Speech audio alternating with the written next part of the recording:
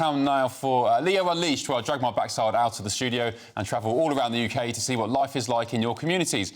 What's great about where you live, how can it be improved, and how is government policy affecting you? This week I went to Dover in Kent, which of course is the gateway to our migrant crisis, to speak to a couple who took a trip to the south of France for a lovely little holiday, drove back through Calais, stopped off at a supermarket, and they found something very, very shocking at the back of their van. And what happened to them after their treatment is even more shocking. Take a look at this.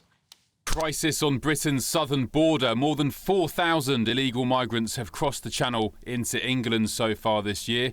But what happens when they ditch the small boats and instead sneak into the UK using the vehicles of unsuspecting holidaymakers?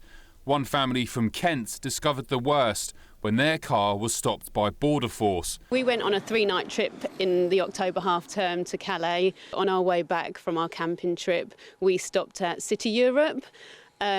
We just popped in for something to do. On the way back, we had a lady stood by our van, and she had said that there were some people hanging around the back of our van trying to steal our bikes. We checked all 3 bikes were on our rack and then proceeded to Calais port because actually we felt a bit uneasy then.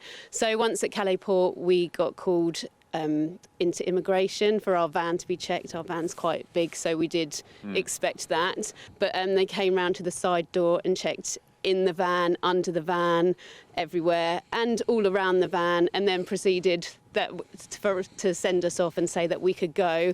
Just as we were pulling away, they said, stop, you have 2 clandestines under your bike, on your bike rack, under the bike cover. But the bike rack would have been, what, just here on the end, Jeff? Yeah, just off the tow bar there. It's only meant to take 60 kgs, so we definitely would never have thought that anyone would climb on top of it, as well as 3 bikes. And what were the migrants like? Were they adults? Were they kids? It was, an adult and a 15-year-old? Yeah. Any ideas where they were from? Did Border Force explain where their nationalities? They were from Sudan. They didn't take us out our van. They were really nice to us and explained everything that was going on, but we had to stay there while the clandestines were interviewed. What happened to the 2 lads, the clandestines? So they just get taken outside the port and let go to try this another day. So they're not even detained, they're not arrested, No. they're just let back into... No. They get processed and then probably let back out the other side of France. They do just get let outside the port. And then we were sent on our way with them saying, we understand you didn't know they were under there. You're not going to get a fine for this, it's fine. We can see they were on the back of they went inside your vehicle. So they said at the time you won't get fined for it? And then about a month ago, we received a fine via email to say that we have a £3,000 fine. £3,000, 1,500 quid a head, I guess, if you're going to work it out like that. Do you think that's fair? No. No, not at all. It's disgusting. It's not fair. There's no warnings. When you go over to Calais with your ferry ticket, I looked on the Port of Dover, their website, on the Calais port website, and there's no guidelines to... Yeah, we all know to lock our vehicle, don't we? You know, that's just common sense. But there's no guidelines on where the immigrants could get in. And so, no, it's very unfair. Have you paid the fine yet, the £3,000? No, we've objected the fine. So the first part of the process is to object the fine, which we have done. And then if we're not successful with that, then you have to appeal. The appeal process is quite complicated. And if we're not successful in our appeal, then we also have to pay the costs of the Border Force. Oh, brilliant. So you appeal, you lose it, and then also you pay their costs as well? Yes. Which just seems like bully-type tactics of trying to make an easy buck, I think. Wow. And what happens if you don't pay, eventually? It says on the paperwork that our vehicle would be seized, but actually, through talking about this to other people, we know this happens a lot, and we're the victims and we're not being protected when we're going on a family holiday.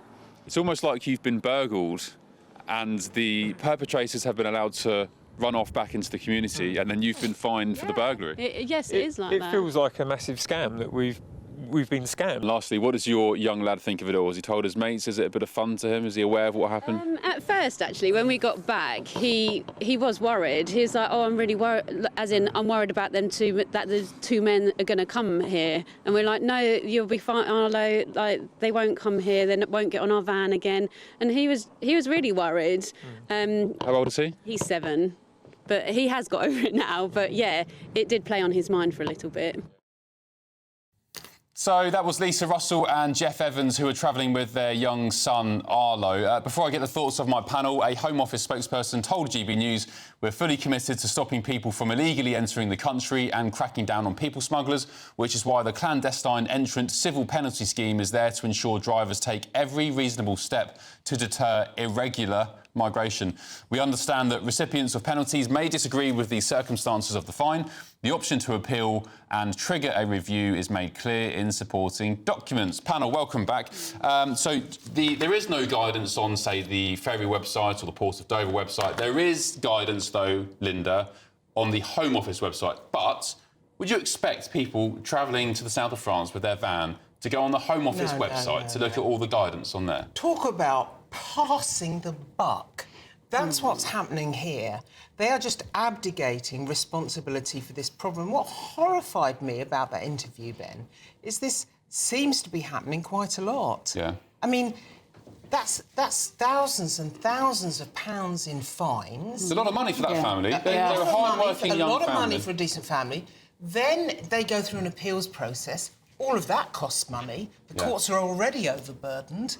And if there are more of them, and we are told there are more, how much is that costing us just to get the fines paid? Yeah, precisely. Lisa? Well, there was another one this week, another case this week where they actually got to their home and found that there was somebody in the bike rack at the back.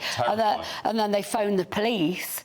The police came and they've got a £1,500 fine as well. Oh, great. So they did the good thing by telling the police that these guys had run off and they were fined.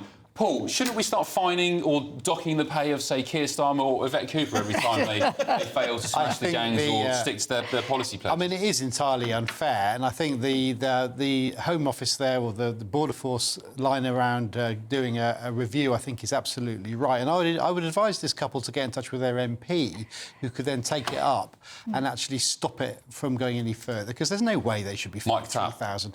I mean, if they live in Dover, I don't know if they do. Yeah, they do, yeah. So, well, Mike is a great MP and he'll take this up. In fact, tonight, you know, let's get in touch with him and make sure he does take this up on behalf of his constituents. OK. And make sure they don't have to pay that £3,000. Absolutely ridiculous. It's awful. When you've got thousands, I mean, 4,000 since the start of the year, 2,000 in just a week, a couple of weeks ago, which is 20% up on the same time last year, and yet you get a hard-working British couple like that with a young lad to support. They're working hard to you know, keep their family afloat, and they're fined £3,000.